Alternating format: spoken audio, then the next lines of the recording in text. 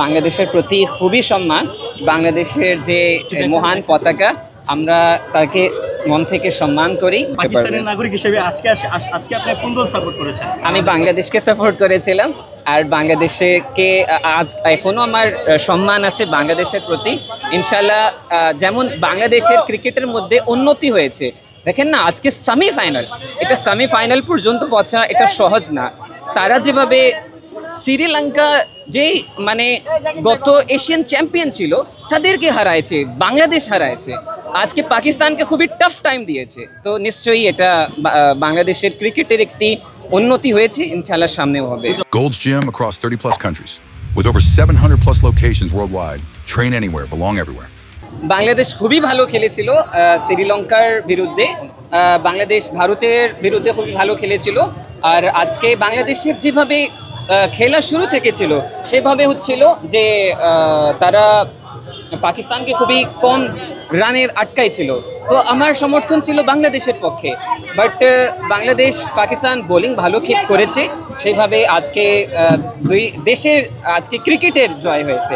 তো আমরা মনে করি একটি ফাইনালের একটি ভালো হবে, একটি ভালো খেলা হবে। পাকিস্তান কি ভারতকে হারাতে পারবে কিনা? আমাদের প্রত্যেকটি পাকিস্তানের অনেক মানে আকাঙ্ক্ষা যে এটা অনেক দীর্ঘদিন ধরে আমরা হারাতে পারছি না। আশা করি পাকিস্তানি ক্রিকেটরা যেমন আজকে পারফরমেন্স দিয়েছে সেইভাবে সের থেকে ভালো পারফরমেন্স তারা ভারতকে দিবে। বাংলাদেশ হেরেছে বলে মনে হয় আপনার? আজকে আসলে কোন ব্যর্থতার কারণে বাংলাদেশ হেরেছে? আমার মনে হয় তাদের ব্যাটিং দের মধ্যে একটি স্থিতিশীলতা ছিল না। তারা যদি একটি ভালো পার্টনারশিপ করতো আর বলারদেরকে তারা একটু দীর্ঘ মাথায় ঠান্ডা মাথায় যদি তারা করতো, তা নিশ্চয়ই তারা জিততে পারতো। এত ভালো বাংলা বলেন কিভাবে? আমি বাংলা ভাষা শিখতেছি, এই কারণে আমি এখানকার স্টুডেন্ট। তো আমার বাংলাদেশের প্রতি খুবই সম্মান। বাংলাদেশের যে মহান পতাকা, আমরা তাকে মন থেকে সম্মান করি। বাংলাদেশের সার্বভৌমত্ব, বাংলাদেশের যারা মুক্তিযোদ্ধারা, বাংলাদেশের সমস্ত লোক, আমরা তাদের প্রতি খুবই বিনয়। আমরা প্রত্যেকটি বাংলাদেশের জিনিসকে আমরা পছন্দ করি। আপনি কেমন ফাইনাল চাচ্ছেন এবার ভারত পাকিস্তান যে ফাইনালটা হবে সেটা কেমন চাচ্ছেন? কতটুকু মানে উত্তেজনা পাবো সেটা? দেখেন, পাকিস্তান ভারতের যে ম্যাচ সবসময় পুরো বিশ্বে, পুরো উপমহাদেশে এটা পুরো লোক দেখে।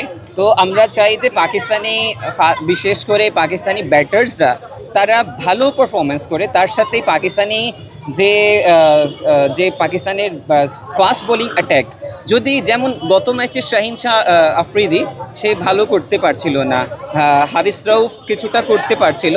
তো বোলিং অ্যাট্যাক যদি অভিষেক শর্মা আর ওনাদের যে শুভনম গিল আর বাকি যারা লোক আছে তাদেরকে যদি তারা শুরু থেকেই যদি তাদেরকে আউট করতে পারবে, তো নিশ্চয়ই একটি বিশাল একটি ভালো ম্যাচ হবে। পাকিস্তান নিশ্চয়ই একটি ভালো পারফরমেন্স করবে।